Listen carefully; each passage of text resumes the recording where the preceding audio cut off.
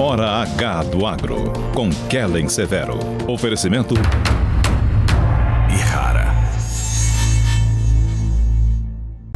John Deere, safra de inovações. O desafio das startups do agro.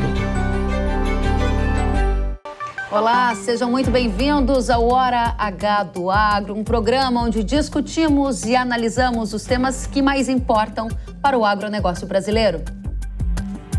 Na semana, com risco de recessão global, o dólar supera R$ 5,40 e atinge uma das mais altas cotações desde janeiro. Há preocupações de que a elevação de juros, que tenta conter avanço da inflação, freie as economias. E Brasília é a primeira cidade a receber a 5ª geração de internet no Brasil. Quando a tecnologia vai chegar ao campo e que tipo de alterações na gestão rural ela deverá trazer? A gente vai tratar de tudo isso e mais. Você vai ver também que a Conab estima uma produção recorde para o milho segunda safra, para o trigo e o sorgo. E nesta edição saberá por que o sorgo é uma das grandes apostas do agronegócio brasileiro. Há regiões com crescimento de mais de 300% de produção. E ainda, na Holanda, agricultores protestam contra a política de redução de emissões. E tudo isso em detalhes nesta edição que já está no ar. O risco de recessão econômica global fez o dólar voltar às máximas desde janeiro. A moeda norte-americana ultrapassou a marca de R$ 5,40. No acumulado da semana, a moeda norte-americana registrou uma valorização superior a 4%. A alta de juros em diferentes países para conter a inflação é um dos efeitos apontados como potencial freio para as economias. A eventual diminuição de demanda fez o petróleo cair 6% e operar abaixo dos $100 o barril, o que não acontecia há meses.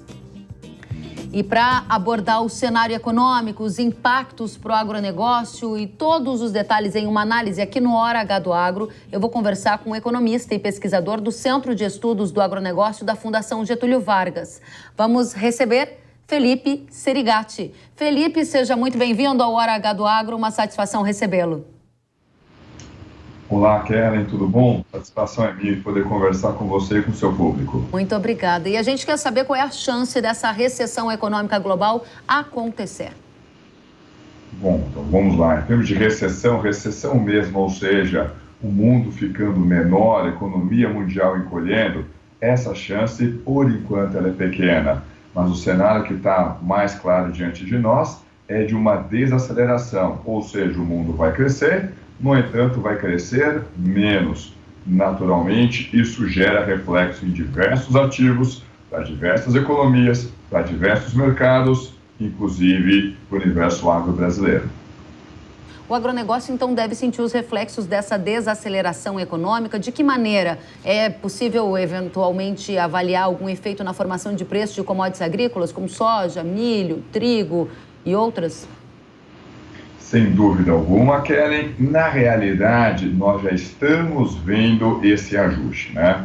Quando a gente, então, ao longo da semana, e não somente agora, na realidade, pelo menos desde o dia 10 de junho, quando ficou claro que a inflação de serviços nos Estados Unidos estava muito apertada, estava muito acelerada, o mercado já está precificando um desaquecimento de um lado da economia norte-americana, do outro lado, seja diretamente porque a Europa também está passando por uma inflação elevada, seja pelos efeitos de segunda ordem.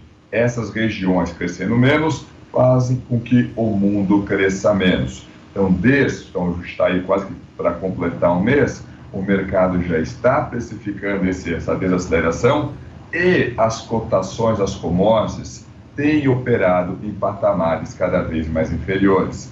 Naturalmente, como a demanda para o agro ela está preservada, então, olha, independente do que aconteça com a economia mundial, a demanda por café, a demanda por grãos não vai reduzir fortemente, Quando a gente olha para a demanda por proteínas animal, essa demanda tem muito fundamento, essa contração nas cotações das commodities agrícolas foi bem menor do que, por exemplo, nós vimos nas cotações das commodities minerais e metálicas. Gente, nós estamos vendo aí o preço do cobre caindo entre 15% a 20%, dependendo do período inicial que a gente utiliza para fazer a conta. Enfim, o agro deverá sentir impacto? Deverá. Forte, tal qual, por exemplo, a Vale do Rio Doce deve estar sentindo? Não, de maneira mais intensa. E ainda assim, olhando para o agro brasileiro, para o preço em reais, parte dessa queda ela é compensada por uma elevação do dólar no nosso mercado cambial. Exatamente, esse é um ponto importante para a gente deixar claro aqui para a nossa audiência, né? O Felipe está dizendo que por tratarmos de alimentos, por tratarmos de commodities agrícolas, estamos em um dos setores que potencialmente será mais resiliente, menos afetado do que outros setores nesse cenário eventual de uma recessão. Agora, a gente vai partir para o dólar na sequência. Antes, eu gostaria de entender se, na sua avaliação, o Brasil está na contramão desse processo de desaceleração que a gente vê nas economias globais. Por quê? A economia brasileira deu alguns sinais de recuperação, seja com queda na taxa de desemprego ou ainda uma elevação no PIB para este ano, projetada pelo IPEA de 1,1 para 1,8. Isso significa que a brasileira economia está se descolando do contexto mundial? Você acredita em uma retomada econômica a partir de agora? Conta pra gente, Felipe. Então, não diria que é um descolamento da conjuntura internacional, mas o que nós temos? Agora, olhando para o curto prazo, existe um conjunto muito grande de estímulos que o governo tem lançado justamente para tentar sustentar a atividade econômica. Parte desses estímulos, eles não são sustentáveis e parte deles, inclusive, tem uma data pré-determinada para acabar, dia 31 de dezembro. De outra forma, quando a gente olha para 2022, boa notícia, o filme para a economia brasileira, a fotografia para a economia brasileira, ela é boa. Então, o mundo falando em desaceleração e a gente está revisando as nossas projeções de crescimento para cima. Talvez encerremos o ano com a economia crescendo a 2%. No entanto, quando a gente olha a partir de 2023, nós temos aí uma realidade a ser digerida. Felizmente, nossos problemas, eles não vêm lá de fora.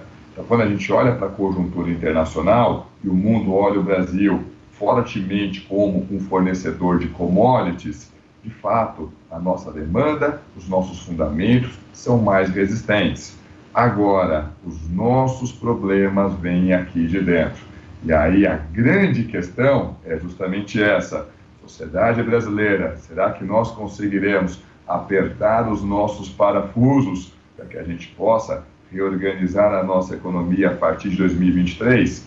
Isso é uma questão em aberto e, naturalmente, essa incerteza reflete justamente no valor do dólar no nosso mercado cambial. Muito bem. Você trouxe alguns links importantes. Pode ser, inclusive, que a economia do Brasil termine o ano com crescimento de 2%, foi o que o Felipe colocou aqui para a gente. Trouxe os desafios internos. E esses desafios internos, trocando em outras palavras, podem ser entendidos também como os desafios fiscais, que, na avaliação de alguns economistas ao longo dessa semana, ajuda a explicar por que o dólar chegou a mais de R$ 5,40, renovando as máximas desde janeiro. Olhando para desafios internos, que foi o seu ponto, temos eleição, temos riscos fiscais e o cenário global mais turbulento. Qual a projeção que vocês aí na GV enxergam para o dólar de agora em diante? É mais altista? Que tipo de impacto isso traz para o agro? Então, a questão do dólar, para onde o dólar vai, gente, é algo completamente em aberto. Se nós estivéssemos conversando há 3 meses, estaríamos falando de um dólar a R$ 4,60, R$ 4,65. Se a gente estivesse conversando, talvez na terça-feira, nós estaríamos falando de um dólar a mais de R$ 5,46. No momento em que a gente está conversando agora, o dólar está operando a R$ 5,29. Dizer para onde o dólar vai, muito complicado. O que a gente sabe, está claro, tem muito espaço para forte volatilidade, diversos aspectos. Tanto quando a gente olha para fora e o mundo olhando para uma situação de menor crescimento e um possível risco, mas não é um risco majoritário, de recessão global, é um mundo que foge de risco. Fugir de risco implica ficar menos exposto a commodities e, do outro lado, ficar menos exposto a economias emergentes. A gente vê o reflexo disso na nossa taxa de câmbio. Como se não bastasse, para a realidade brasileira, como a gente tem tornado alguns dos nossos fundamentos macro mais frágeis, nesse momento de turbulência a gente fica ainda menos atraente, o que joga ainda mais pressão para o mercado cambial. Muito bem. Nesse contexto em que você coloca de uma expectativa de grande volatilidade, é completamente compreensível, especialmente num segundo semestre que a gente tem uma disputa de eleição presidencial aqui no Brasil. O meu ponto para você agora vira para outra questão que também vai estar no centro das discussões das eleições, que é custo de energia. A gente viu nesta semana, Felipe, o petróleo chegar a operar ali ao redor de $100 o barril, até abaixo disso em alguns momentos.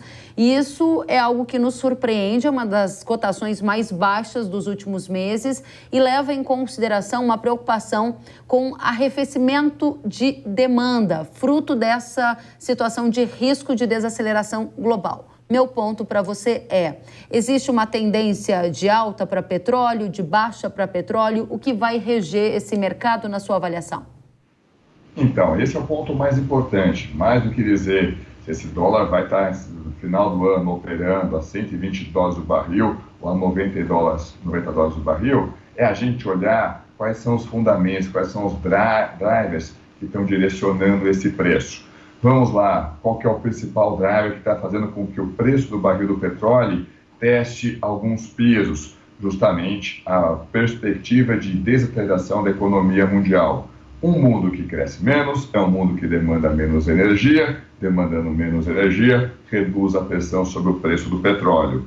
No entanto, esse mercado está pressionado não apenas por questões econômicas, mas por questões geopolíticas. Por exemplo, o conflito no leste europeu. E ninguém sabe quanto tempo e quais outras dimensões que esse conflito poderá tomar. Isso, naturalmente, gera incerteza para o mercado do petróleo. O que o mundo está esperando olhando para o mercado de petróleo? Que o petróleo caia.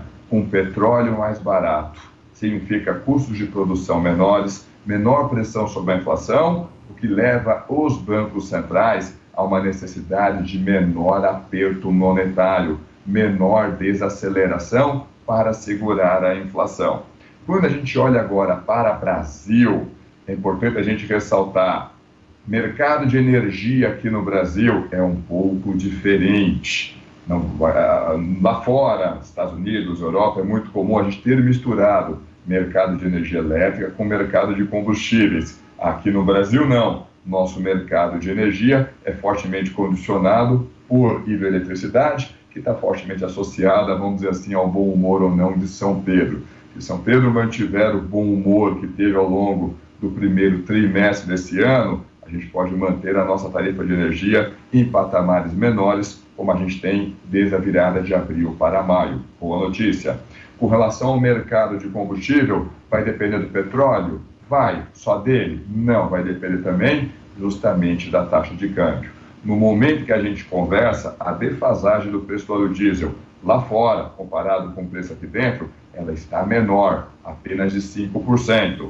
Mas veja que, se tiver uma forte pressão novamente sobre o dólar, essa defasagem pode aumentar e causar todas as turbulências que a gente tem visto, pelo menos nas últimas 3 semanas. Excelente. Para fechar o nosso ponto aqui com a audiência, que quer muito saber sobre tendência de petróleo, obviamente de dólar você também já colocou, para tentar projetar custo de produção, já que combustível é um dos itens que mais pesa no custo de produção da propriedade rural. Objetivamente, você acredita que agora que o petróleo bateu $100 o barril, ele pode assumir uma curva de queda ou não? A tendência ainda é de uma elevação nos custos de energia à medida que a guerra na Ucrânia continua?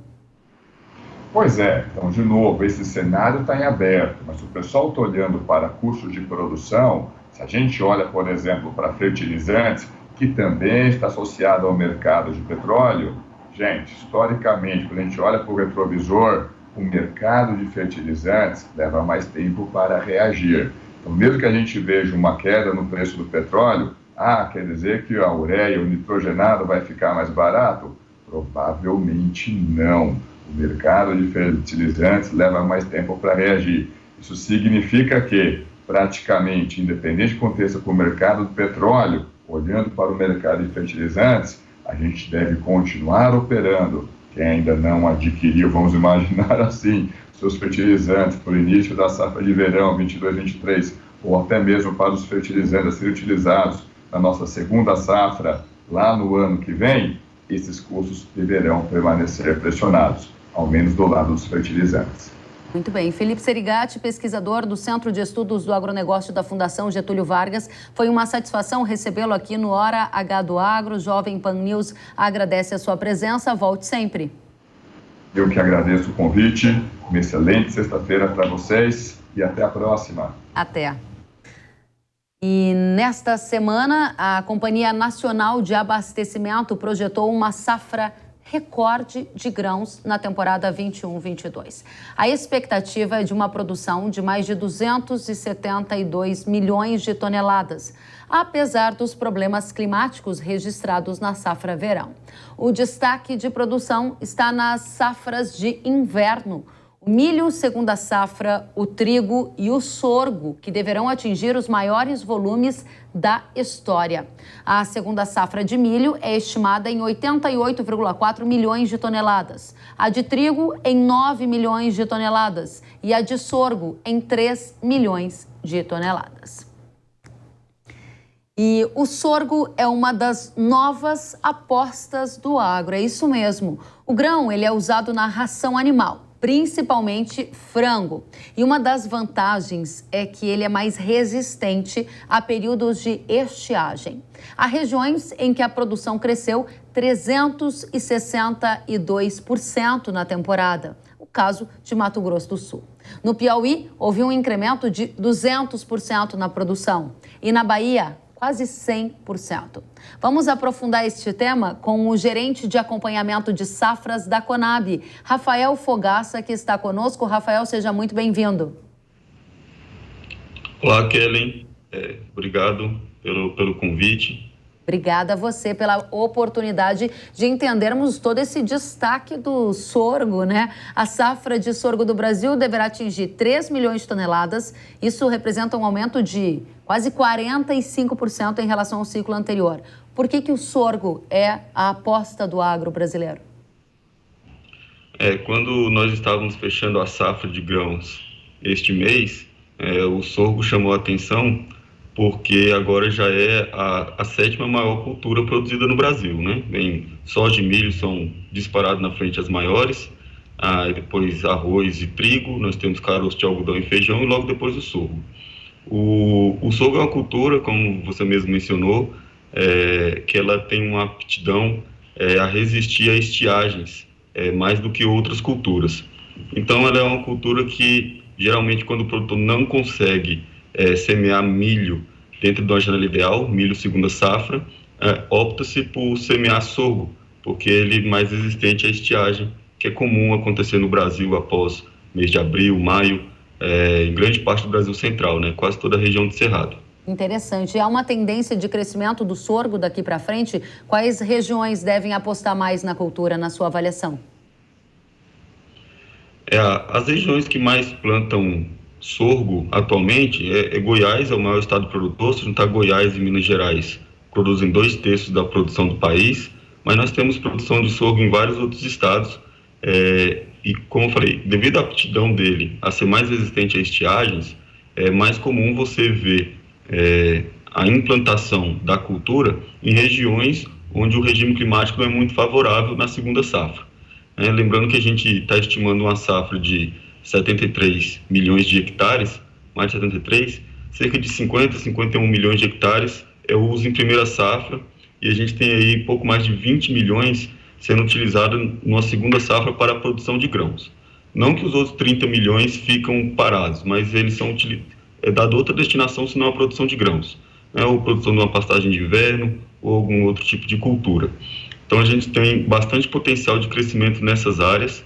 E onde que são essas áreas que não têm tradicionalmente duas culturas de grãos? São aquelas áreas que o período chuvoso é mais favorável só para a produção de uma safra. Na produção da segunda safra, o regime de chuvas já é mais irregular. E são nessas regiões que o sorgo tem mais aptidão para crescer a área. E onde seriam essas regiões? Principalmente ali região do Mato Piba e também a região centro-oeste. Interessante. A gente tem observado esse movimento também puxado por preços, né? O que está acontecendo com algumas safras. Vamos aqui posicionar nossa audiência em relação ao trigo. Vocês da Conab divulgaram nesta semana uma estimativa de safra recorde ao redor de 9 milhões de toneladas, e o incentivo para aumento de área de trigo no Brasil foi justamente o preço sobre o sorgo, que é justamente o nosso tema aqui. O mercado está garantindo rentabilidade? É uma tendência o preço garantir margens positivas a fim de estimular esse avanço na semeadura? O preço realmente foi um dos principais motivos para esse incremento de semeadura, né? Se a gente for só lembrar um histórico breve, a gente teve uma quebra de safra muito forte no ano passado no milho segunda safra, resultado de estiagem de geada. Isso fez com que o preço do grão de milho, que é o principal insumo para a ração animal, se elevasse. Aí, geralmente, o que acontece é que todos os substitutos do milho elevam de preço também. O sorgo, por ser um potencial substituto de milho na ração, né, você substitui parte do milho, você adiciona um pouco de sorgo para diminuir a quantidade de milho na ração animal. Então, todos esses produtos vão subindo de preço. O sorgo hoje é um produto que o preço dele geralmente é atrelado ao preço do milho, então entre 70% e 80% do valor. Então, esse aumento fez com que os produtores se motivassem a semear sorgo. E uma vez que se cria o canal de comercialização, né, as fábricas de ração, né, começam a dosar, a criar receitas de ração, fórmulas de ração com sorgo. Você tem o canal já criado, isso incentiva o produtor nos outros anos a aumentar a área. Sem falar que a gente tem destaques para esse incentivo. No Mato Grosso do Sul, por exemplo, a quantidade de aplicações que se faz de fungicida e inseticida no sorgo é bem menor do que no milho, né? O custo de produção, se pegar os custos de produção da Conab por hectare do sorgo, eles são inferiores ao do milho. E em Mato Grosso, existe até mesmo compra de sorgo por usinas de etanol. Então, uma vez que você tem vários canais de comercialização, uma dificuldade de um produtor de semear uma cultura seria depois ele vender essa comercialização. E a cadeia de comercialização do sorgo, a gente percebe que ela está ficando cada vez mais sólida, mais robusta. Interessante, então, por isso Rafael. a gente... Interessante, desculpa eu ter interrompido você, mas gostaria aqui de chamar a atenção da nossa audiência para informações que o Rafael nos trouxe. De 70% a 80% do preço do sorgo, ele está baseado no preço do milho, né? Então ele costuma acompanhar as variações do preço do milho, porque ele é um substituto para o milho, como colocou o Rafael. E outra questão que ele chama a nossa atenção é para as diferentes oportunidades de comercialização, ou seja, para uma cultura se desenvolver, ela precisa ter mercado, e ele está chamando a atenção da gente para usinas de etanol de milho em Mato Grosso, que estão olhando para o sorgo, ração animal olhando para o sorgo, e o agricultor que também vê no sorgo uma alternativa para custos de produção menor, e isso ajuda a explicar esse destaque, a aposta do agro brasileiro no sorgo. Rafael, tenho perguntas aqui da nossa audiência. O Leandro Mori perguntou se possui um mercado internacional significativo. O Leandro Cremonese também perguntou, vai ter exportação de sorgo? O pessoal quer entender sobre isso também. Olha, o sorgo é produzido em vários países do mundo, tá? É uma cultura produzida no mundo inteiro, então é possível haver sim comércio internacional de sorgo, mas o Brasil produz hoje em torno de 3 milhões de toneladas de sorgo. Isso é suficiente, o mercado interno consegue absorver toda essa produção. O consumo, por exemplo, de milho no Brasil, em torno de 77 milhões de toneladas, né? boa parte disso, a maior parte é para a produção de ração. Então o sorgo, com essa finalidade, então ele tem muita margem para crescer ainda para abastecimento de mercado interno. Aí num futuro, numa grande produção de sorgo do Brasil, se é possível exportar para fora, existe mercado fora do Brasil, vários outros países do mundo produzem e consomem sorgo sim. Muito bem. Rafael Fogaça, gerente de acompanhamento de safras da Conab, muito obrigada por estar aqui chamando a atenção da nossa audiência para esse fenômeno que está acontecendo na agricultura brasileira de incremento de produção de sorgo, oportunidade para quem quiser aprender mais. Agradeço, volte sempre, foi um prazer recebê-lo. Até a próxima. Prazer é todo meu, estou sempre à disposição. Da mesma forma, tchau, tchau. E na Holanda, vocês sabem o que está acontecendo por lá? Vamos ver. Agropecuaristas bloquearam centros de distribuição de supermercados em diferentes cidades. Vocês estão vendo as imagens, né? Eles temem que o plano de redução de emissões de óxidos de nitrogênio, do esterco de animais de fazenda e do uso de amônia em fertilizantes, anunciado pelo governo, inviabilize a continuidade de atividades rurais, como a pecuária, por exemplo. Afinal de contas, a gente está falando, por exemplo, no caso de insumos, de questões que são fundamentais nessas atividades. Em Amsterdã, o aeroporto também teve bloqueio com tratores. Vocês estão vendo esse movimento que acontece na Holanda, que chama a atenção de agricultores aqui no Brasil, com agricultores protestando, interrompendo parte de algumas estradas para justamente reivindicar este plano do governo da Holanda de reduzir emissões, e eles têm preocupação de que isso possa inviabilizar o agro no país. Segundo a agência de notícias Reuters, a redução estimada é de 30% no número de animais. E agora eu tenho um recado para você. Você sabia que as lagartas podem causar prejuízos durante todo o ciclo da soja, desde a emergência das plantas até a colheita?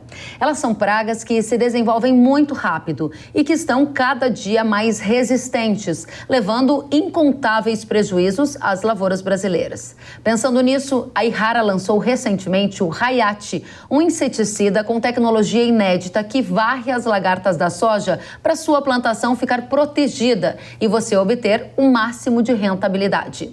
A Yara também tem um portfólio completo de soluções para todas as ameaças no campo. Soluções essas que, assim como o Hayat, te ajudam a cuidar do seu plantio com eficiência. Por isso, eu convido você a apontar a câmera do seu celular para o QR Code que aparece aqui na tela ou acessar yara.com.br para conhecer mais e deixar o vento soprar a seu favor com Hayat. Na hora H da proteção do seu cultivo, é Yara. Pode confiar. E nesta semana foi lançada em Brasília a tecnologia 5G. A cidade é a primeira a receber a internet móvel de quinta geração. E, de acordo com a Agência Nacional de Telecomunicações, a Anatel, Belo Horizonte, Porto Alegre e São Paulo serão as próximas capitais a contar com a novidade.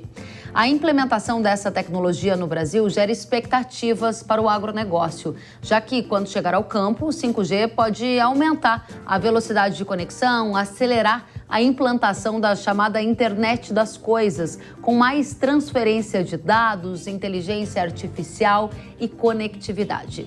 Em entrevista exclusiva ao Jornal da Manhã, aqui na Jovem Pan, o ministro das Comunicações, Fábio Faria, indicou as mudanças que o agronegócio e outros setores da economia podem registrar com a tecnologia 5G. Vamos conferir.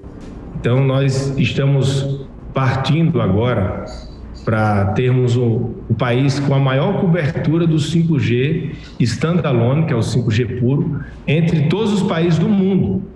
O nosso leilão, a gente priorizou o 5G melhor. Então, nas 5.570 cidades, nas áreas urbanas, nós teremos o 5G. E nas áreas remotas, por exemplo, nas cidades do Nordeste, nas cidades do interior do Norte, muitas delas têm distritos que ficam ali a 5, a 10, a 15 quilômetros. Então, a gente priorizou o 4G. Então, área remota, área rural, 4G. A área urbana, 5G. Interessante, a gente acabou de ver área remota, área rural, 4G. Essa é uma das prioridades apontadas pelo ministro. Vamos conferir mais detalhes sobre isso.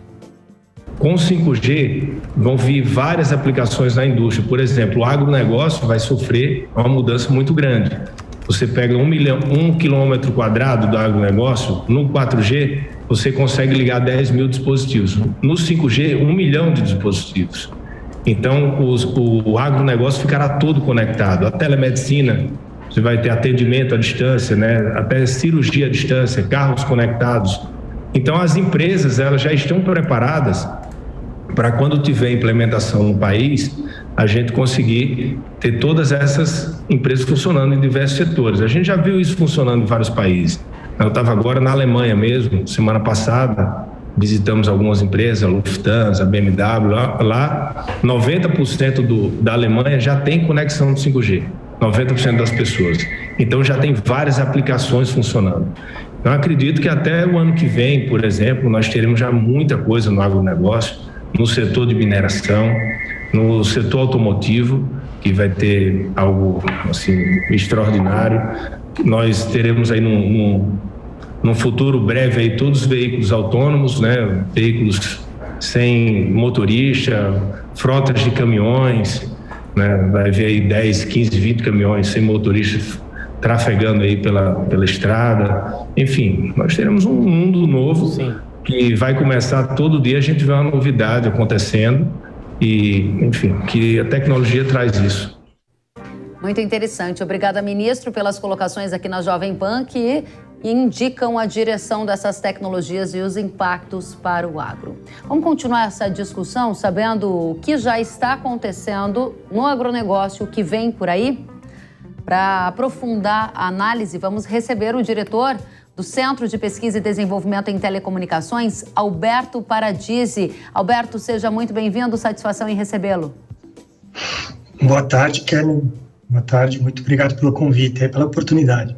Muito bem. Paulo Humberto Gouveia, diretor de Soluções Corporativas da TIM. Seja muito bem-vindo, Paulo. Muito obrigado, Kellen. Eu agradeço a oportunidade de estar falando de um assunto tão importante para a agricultura do país. De fato, a gente está muito interessado em saber de tudo o que está acontecendo e é uma satisfação tê-lo conosco. Alberto, começo com você. Eu vi recentemente uma pesquisa do IBGE apontando que 70% das propriedades rurais ainda não têm acesso à internet. Quero confirmar com você se é isso mesmo e saber quando o agro desfrutará em plenitude de 4G e 5G, que também é o nosso tema aqui. Boa pergunta, Kellen. Eu não conheço o estudo do IBGE especificamente, mas eu conheço um estudo muito bem preparado, elaborado pela Escola Superior de Agricultura Luiz de Queiroz, a ESALC, que levanta a situação atual da infraestrutura de telecomunicações nas áreas, no território da agricultura. E esse estudo aponta uma cobertura da ordem de entre 20% e 25%, ou seja, 20% e 25% do território agrícola hoje tem sinal, seja de 2G, de 3G ou de 4G. Então, falta mais de 75%. O estudo acho que foi de 2019 para 2020. E uma coisa muito interessante desse estudo é que eles levantaram que existem, ainda no território nacional, onde a agricultura é mais forte, cerca de 4.500 torres, onde poderia ser instalado equipamento aí, no caso específico, eles fizeram um estudo com 4G, isso cresceria a cobertura de 20%, 25% para quase 50% da cobertura total. E, adicionalmente, no mesmo estudo, se for construir torres, no caso específico, eles calcularam 15 mil torres adicionais, com 15 mil equipamentos de rádio 4G, a cobertura chegaria a 90% do total de território da agricultura. Ou seja, hoje nós estamos perto aí do número que o IBGE aponta, entre 20% e 25% de cobertura. Interessante. E agora, as suas expectativas, a partir de quando você acredita que a gente deve ter o 4G e o 5G operando efetivamente no país? São expectativas. Na sequência, eu continuo com o Paulo. Expectativa, eu acho que a coisa, esse crescimento da penetração do 4G, nesse momento, eu diria que talvez seja a tecnologia mais apropriada para o campo. E está acontecendo, a TIM é testemunha, eles têm publicado aí, feito press release de muitos projetos, a gente, CPQD, tem desenvolvido tecnologia que tem sido aplicada aí para melhorar a cobertura e digitalizar as fazendas. Então, eu diria, esse processo está acontecendo, a gente gostaria de vê-lo acontecer com mais velocidade. Agora, tem vários fatores aí que eu diria são desafios e barreiras. Tá certo. São investimentos grandes, são processos aí importantes aí onde a educação dos produtores faz parte do desafio. E não último, o ganho econômico aí desse processo de digitalização do campo tem muito a ver com as aplicações. Então, as aplicações vão vir de empresas aí, pequenas, médias e grandes, com capacidade de inovar nas aplicações, que pode ser um marketplace, uma fazenda inteligente, uma logística inteligente, ou, enfim, aplicações de outro tipo. Então, é um processo que está acontecendo, que eu acho que o grande desafio é aumentar a velocidade, tá? Muito bem. Os fatores são vários. Obrigada, Alberto, pelas colocações iniciais. Paulo, agora eu quero saber de você. Como a iniciativa privada trabalha para aumentar a conectividade, há projetos pilotos já de 5G na área rural. Conte para a gente toda a sua experiência nessa área, o que a gente pode esperar dessa revolução que está acontecendo. Falar rapidinho aqui complementando a fala do ministro. Hoje, se a gente analisar o país, o Brasil é um país de desafios e dimensões continentais. Quando a gente olha o número de municípios, cidades, 5.570. A TIM hoje já é a maior operadora com rede móvel no país. A gente está chegando a 5.400 municípios. Com a rede 4G, a gente já passou 5.000 municípios. A gente tem um compromisso com o país e com o povo brasileiro de chegar a todas as cidades, a 5.570 municípios até o início de 2023. Penetração no agronegócio. A gente vem trabalhando dentro desse processo de transformação digital do país e do agronegócio brasileiro há alguns anos. A gente começou com tecnologia 4G, como disse o Alberto, não pelo 4G ser o mais apropriado do que o 5G, é porque a frequência do 4G em 700 MHz ela tem um alcance maior na cobertura do que se utilizando uma frequência de 5. E o 5G, vamos lembrar que ele está sendo habilitado, autorizado a ligar o 5G a partir de agora. Os nossos projetos no 4 começaram em 2018. Uma das coisas que a gente fez foi, entender as demandas do campo, mudar o modelo financeiro do agronegócio, porque o modelo que é aplicado em cidades é a densidade de usuários por quilômetro quadrado. Esse modelo não se aplica ao agronegócio brasileiro. E outra decisão foi se inserir dentro dos ecossistemas. A TIM é cofundadora da Associação Conectada Agro, que é uma associação de fomento para o uso de tecnologia no agronegócio. Nesses últimos 4 anos, a gente já cobriu mais de 7 milhões de hectares. Se pensar na conectividade de sensores com uma tecnologia chamada NB-IoT, que é de narrowband, banda estreita, essa área ela praticamente dobra, vai a 15 milhões de hectares. Essa cobertura de 7 milhões cobriu mais de 25 mil quilômetros de rodovia, e você disse uma palavra interessante, acesso à internet. Com toda essa cobertura, a gente já beneficiou mais de 900 mil pessoas que vivem no campo, com inclusão social e inclusão digital. O desafio é muito grande, 7 milhões de hectares corresponde a 10% de toda a área da agricultura.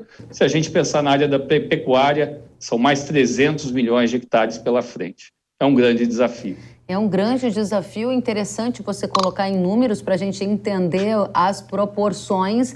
Em quanto tempo você estima que a gente vai estar aqui noticiando na Jovem Pan o 5G revolucionando a agricultura do dia a dia, das rotinas? A gente acabou de noticiar a chegada do 5G em Brasília, na sequência em outras capitais do Brasil. Qual a sua expectativa, Paulo? Tá, vamos lá.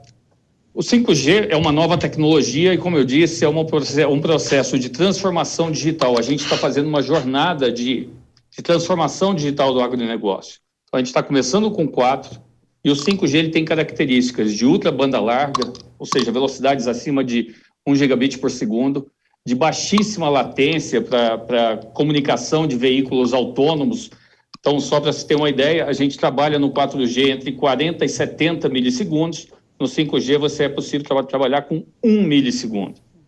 40 milissegundos já não é perceptível para o ser humano.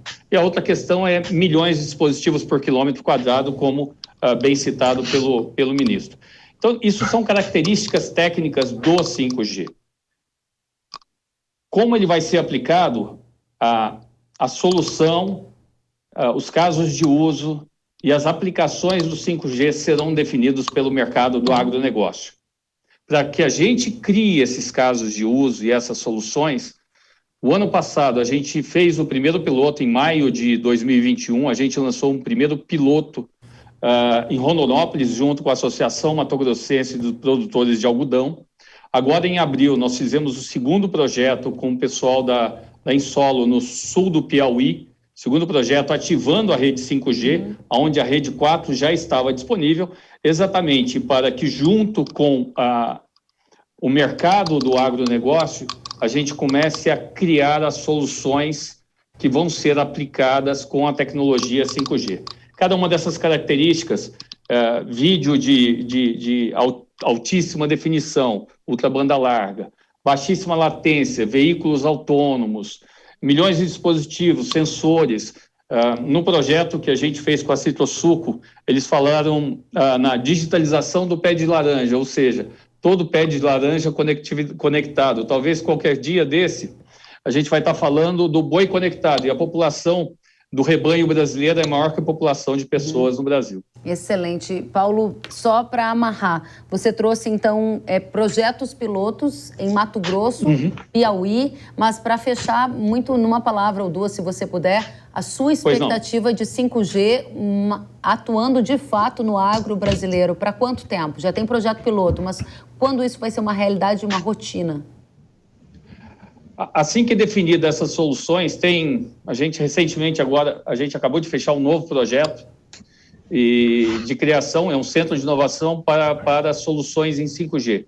Assim que as demandas surgirem do mercado, e por que não 5G exatamente nesse momento? Porque as características do 4G atendem às demandas do mercado do agronegócio hoje. Muito interessante. Quando nós tivermos aplicações de missão crítica dentro do agro, o 5G será necessário como solução. Se essas aplicações forem, e essas demandas forem imediatas, a implantação também será imediata. Então não é uma questão de prazo, é uma questão de demanda do próprio mercado. Excelente, obrigada, Paulo. Alberto, eu volto para você e quero saber qual o potencial de incremento de produtividade ou redução de custo que você entende que o 5G poderia proporcionar ao agronegócio brasileiro. Eu acho que é uma pergunta até difícil de responder. Existem muitas simulações, existem casos práticos, evidentemente que as empresas não divulgam, os mesmos produtores, por questões estratégicas. Mas eu volto naquele relatório da Exalc, que aponta números bem interessantes. A gente precisa saber que o 5G, tal como o 4G, é uma tecnologia habilitadora. Agora, o ganho econômico vai vir, como o Paulo comentou, das aplicações, dos casos de uso. Brasileira aumentaria na proporção de 4,5% do total atual no ano de 2021, ou seja, cerca de 45 bilhões de reais por ano. Ou seja, tendo tecnologias digitais no campo, 4G e o 5G oferecem ainda mais, como foi dito, a produção aumentaria na proporção de 4,5%, equivalente a 45 bilhões. E naquele segundo cenário, onde a cobertura cresceria de 50% para 90%, o aumento da produção seria da ordem de 100 bilhões de reais por ano, que são números extremamente expressivos. Agora, tem um outro lado, que é o da produtividade. A gente pode aumentar a produção diminuindo a perda, melhorando através da monitoração do solo, por exemplo, o desempenho dos cultivos, mas a gente pode também melhorar a produtividade, utilizando menos insumos, utilizando de forma mais eficiente as máquinas. Isso aumenta ainda mais o impacto econômico, porque todo esse dinheiro fica no bolso do produtor. E a gente tem um caso, como eu comentei, foi um projeto pioneiro com o Grupo São Martinho, um grupo de produção sucroalcooleira. Para você ter uma ideia, para vocês aí todos terem uma ideia, as máquinas percorrem a cada dia numa única fazenda, o equivalente a 2 voltas da Terra, ou seja, são 72 mil quilômetros por dia. E no caso específico de São Martinho, a conectividade proporcionou como caso de uso, para dar de exemplo, o gerenciamento das máquinas, das rotas, tá? Então do percurso que os caminhões fazem até as máquinas colheitadeiras, e onde vão ser carregados para levar a cana na usina. Então, só na economia de combustível e na gestão das máquinas, o Grupo São Martinho encontrou um ganho de produtividade de alguns porcento, eu não tenho o número exato, mas certamente acima de 5%, eu estimo. Ou seja, aumenta a produtividade e aumenta a produção. Se cada um aumentar na proporção de 5% a 10%, nós estamos falando de 10% a 20% de ganho econômico no final do dia. Muito bem, muito obrigada pelas colocações interessantíssimas. E eu avanço para você, Paulo, para saber, na sua visão, qual vai ser o perfil da fazenda do futuro, aquela que já vai estar adaptada à chegada do 5G. Você já citou alguma coisa, mas a gente gostaria de ouvir em profundidade a sua análise. Um primeiro comentário, em parceria com a Case, a gente fez o lançamento da Fazenda Modelo, que seria uma visão dessa fazenda do futuro, no município de Água Boa, no Mato Grosso. Esse projeto foi implantado recentemente exatamente para que as pessoas vejam na realidade como vai funcionar essa fazenda do futuro. Só complementando um pouco do que o Alberto comentou com a gente, em áreas de plantação de soja, onde a gente implantou a conectividade e essa transformação digital de conectar todas as máquinas, sensores, o investimento do agricultor foi de 1 saca por hectare e o retorno na primeira safra, no primeiro ano, foi de 2 sacas. O projeto é altamente benéfico para o setor do agronegócio. Essa fazenda do futuro, ela vai fazer uso racional de água, ela vai ter redução de insumos agrícolas, ela vai ter máquinas totalmente conectadas. Eu estou vendo aqui um vídeo de um drone fazendo mapeamento da pecuária, de você ter operação e manutenção assistida em tempo real, 24/7, talvez tendo essa operação operando de centro de controles, máquinas operadas remotamente ou monitoradas remotamente. A população totalmente conectada, que foi o que eu tinha comentado logo no começo, das 900 mil pessoas, mas uma transformação e um ganho muito grande com relação à produtividade e ganho de margem na redução do uso de insumos agrícolas, na redução do número do custo, também foi citado para o Alberto, redução no uso de combustível, melhor eficiência e programação e planejamento do agronegócio brasileiro. Muito bem, muito bem. Gente, a conversa é boa, passou rápido. Alberto, sua consideração final para a nossa audiência, o que é essencial que o público saiba sobre a tecnologia 5G, a revolução que ela promete na gestão das propriedades rurais no Brasil. Bom, o 5G é uma tecnologia realmente poderosa que traz algumas inovações disruptivas em relação ao 4G, isso é importante, mas também a consciência que, de novo, o 5G vai ser uma tecnologia habilitadora, não vai ser a solução dos problemas no campo. Esses problemas vão ser resolvidos com políticas públicas, com atividades ligadas à educação, à formação de pessoas e com a promoção, do meu ponto de vista, do empreendedorismo de base tecnológica, porque vão ser as pequenas e médias empresas que vão poder dialogar de forma efetiva com os produtores e construir, a partir da base da infraestrutura do 5G, as soluções aí, trazer os impactos econômicos desejados. Esse é meu ponto, acho que um ponto adicional, não sei se para finalizar, mas enfim, que eu acho relevante, é a importância de levar a tecnologia digital no campo, não é só a importância de melhorar a produtividade e a produção, mas também de fixar as pessoas no campo, de mostrar aos produtores que existe a possibilidade de ter uma vida boa, uma renda boa, e até os jovens, ao invés de migrar para as cidades, poder aí continuar a vida deles no campo, uma vida de qualidade com acesso a serviços públicos e privados, de educação, de saúde,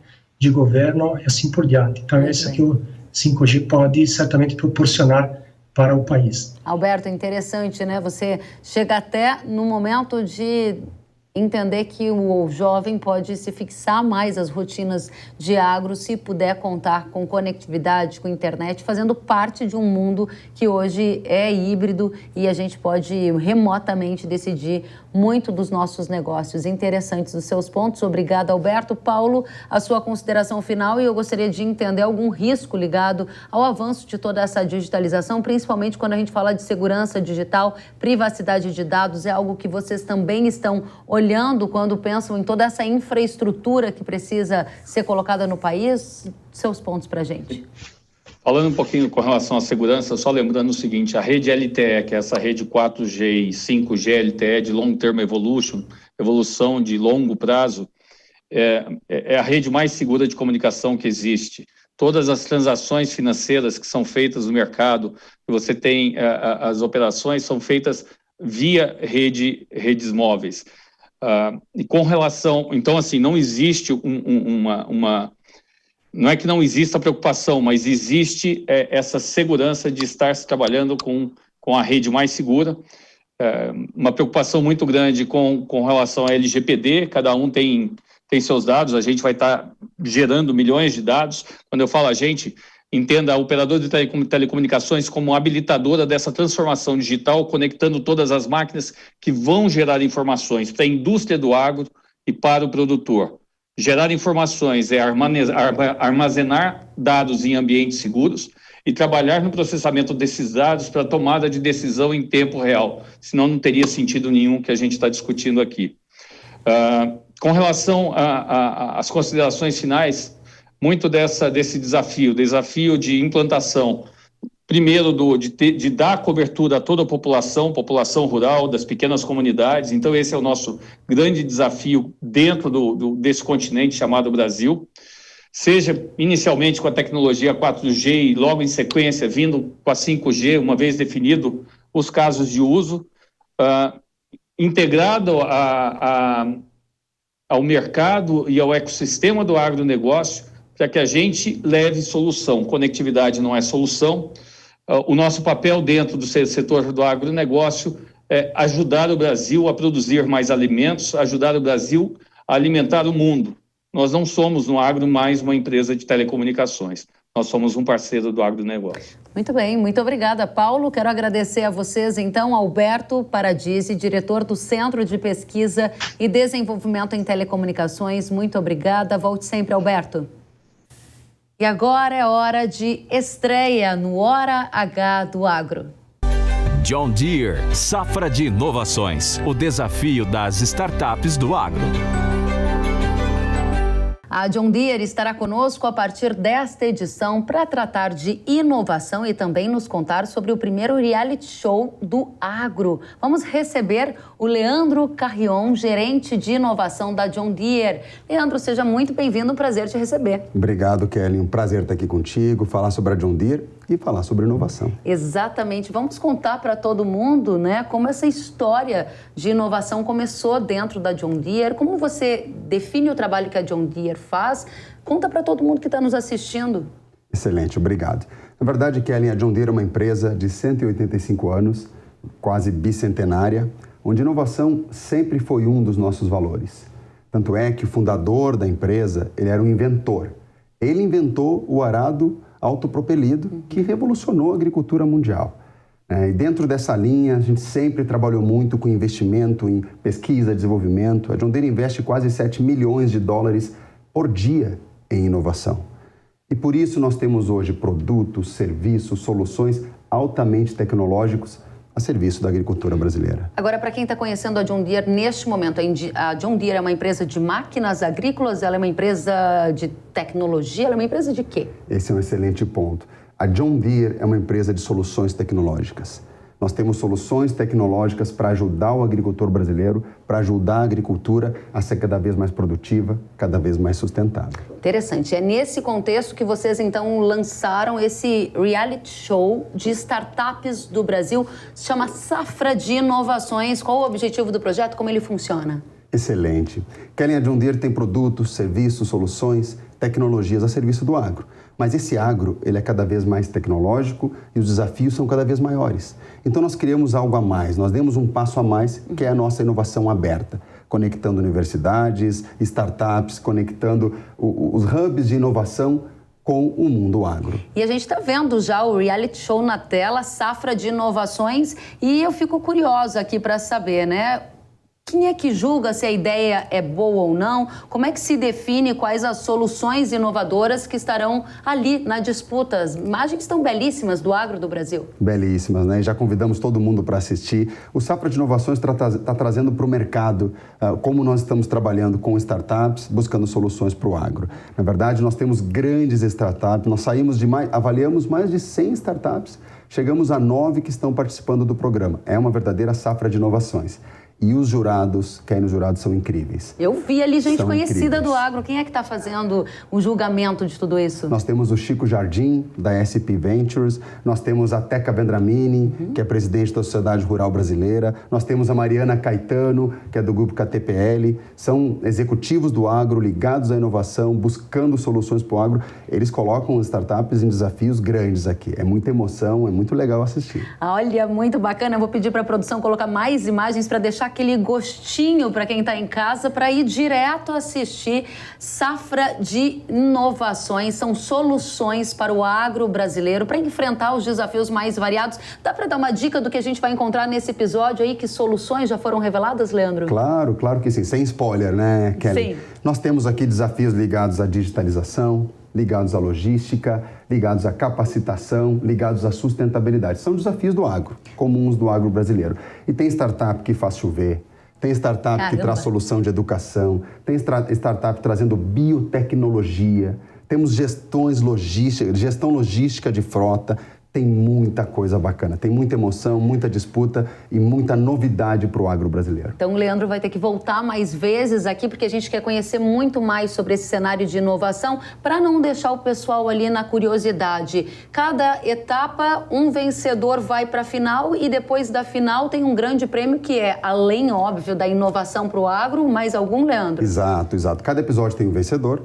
O vencedor do episódio vai ganhar mentoria com executivos da John Deere e também o direito de estar na grande final. 3 desafios de produtores reais, desafios reais da agricultura, 3 vencedores, um em cada episódio, e a grande final, com os vencedores dos outros episódios, sai o grande vencedor do Safra de Inovações, que vai ganhar uma viagem para os Estados Unidos, tudo pago pela John Deere, para conhecer, visitar centro de inovação, tecnologia John Deere no agro e grandes centros de inovação em St. Louis, no Vale do Silício. É bem bacana aqui, por isso a disputa está tão incrível, na verdade. Está tão acirrada. Fica o convite para você aí de casa assistir no YouTube, com todos os detalhes, Safra de Inovações. Parabéns pela iniciativa. Fica o convite para você voltar mais vezes ao Hora H do Agro, para nos contar tudo o que está acontecendo nesse universo que é tão interessante. Volte sempre, Leandro. Vai ser um prazer. Obrigado, Kelly. Obrigado a todos. Obrigada a você. A gente acabou de conversar com o Leandro Carrion, gerente de inovação da John Deere. Para assistir ao programa, basta acessar o YouTube da John Deere Brasil.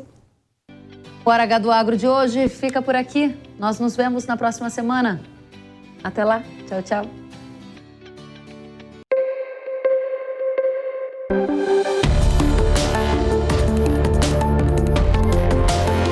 Hora H do Agro, com Kellen Severo. Oferecimento